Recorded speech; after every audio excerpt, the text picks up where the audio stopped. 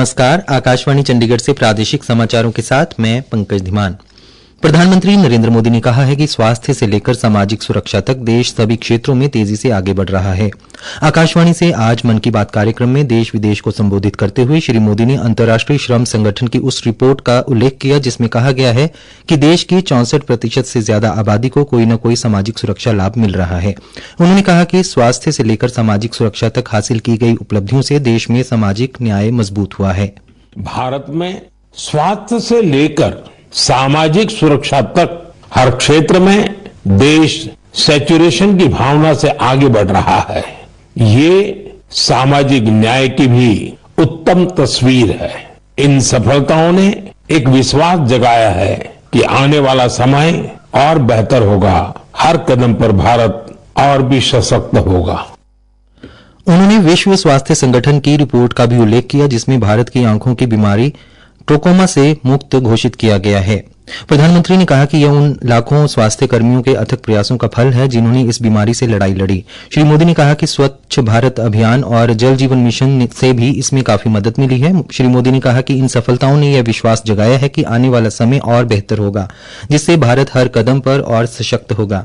आपातकाल का उल्लेख करते हुए प्रधानमंत्री ने कहा कि जन भागीदारी के माध्यम से बड़े संकटों का मुकाबला किया जा सकता है। उन्होंने कहा कि आपातकाल लगाने वालों ने न सिर्फ संविधान की हत्या की बल्कि उनका इरादा न्यायपालिका को भी अपना गुलाम बनाने का था। श्री मोदी ने कहा कि इस दौरान कई लोगों को कठोर यातनाएं दी गईं।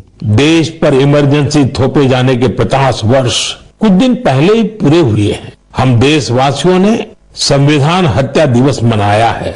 हमें हमेशा उन सभी लोगों को याद करना चाहिए जिन्होंने इमरजेंसी का डटकर मुकाबला किया था। इससे हमें अपने संविधान को सशक्त बनाए रखने के लिए निरंतर सजग रहने की प्रेरणा मिलती है। उन्होंने कहा कि यह भारत की जनता का सामर्थ्य है कि वे झुकी नहीं, टूटी नहीं और लोकतंत्र के साथ कोई समझौता स्वीकार नहीं किया।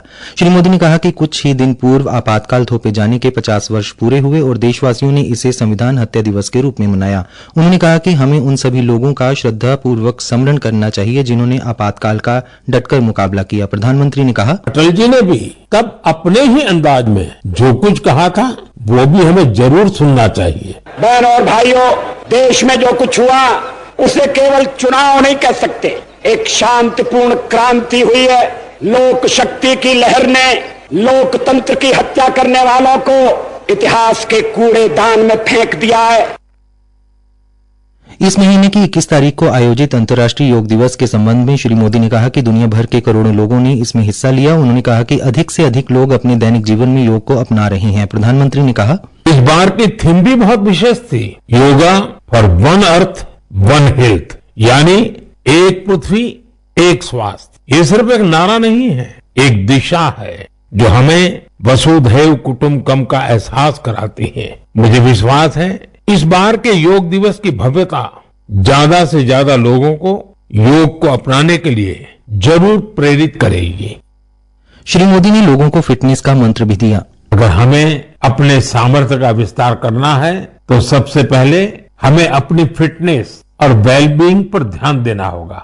वैसे साथियों, फिटनेस के लिए, ओबेसिटी कम करने के लिए मेरा एक सुझाव आपको याद है ना, खाने में 10% तेल कम करो, मोटापा घटाओ। जब आप फिट होंगे तो जीवन में और ज्यादा सुपर हिट होंगे। श्री मोदी ने कैलाश मानसरोवर यात्रा, अमरनाथ यात्रा और जगन्नाथ रथ यात्रा की भी चर्चा की। उन्होंने कहा कि उत्तर से दक्षिण और पूर्व से पश्चिम तक ये यात्राएं एक भारत श्रेष्ठ भारत के भाव का प्रतिबिंब हैं। उन्होंने कहा कि ये धार्मिक यात्राएं सेवा के अवसरों का एक महा अनुष्ठान भी होती हैं। जब कोई भी यात्रा होती है तो जितने लोग यात्रा पर जाते हैं उससे ज्यादा लोग तीर्थ यात्रियों की सेवा के काम में जुड़ते हैं। जगह जगह भंडारे और लंगर लगते हैं। लोग सड़कों के किनारे प्याऊ लगवाते हैं। सेवा भाव से ही मेडिकल कैंप और सुविधाओं की व्यवस्था की जाती है। कितने ही लोग अपने खर्च से तीर्थ यात्रियों के लिए धर्मशालाओं की और रहने की व्यवस्था करते हैं। प्रधानमंत्री ने हाल ही में अंतरिक्ष में नए अंतरिक्ष यात्री शुभांशु शुक्ला के साथ एक्सियम-4 मिशन का भी जिक्र किया। प्रधानमंत्री ने कहा, जब कोई भी यात्रा होती है तो जितने लोग इस समय सबकी निगाहें इंटरनेशनल स्पेस सेंटर पर भी है। भारत ने एक नया इतिहास रचा है। Miracle group captain Shubhanshu Shukla से बात भी हुई है। आपने भी शुभांशु से मेरी बातचीत को जरूर सुना होगा। अभी शुभांशु को कुछ और दिन इंटरनेशनल स्पेस सेंटर रहना है। प्रादेशिक समाचार समाप्त हुए।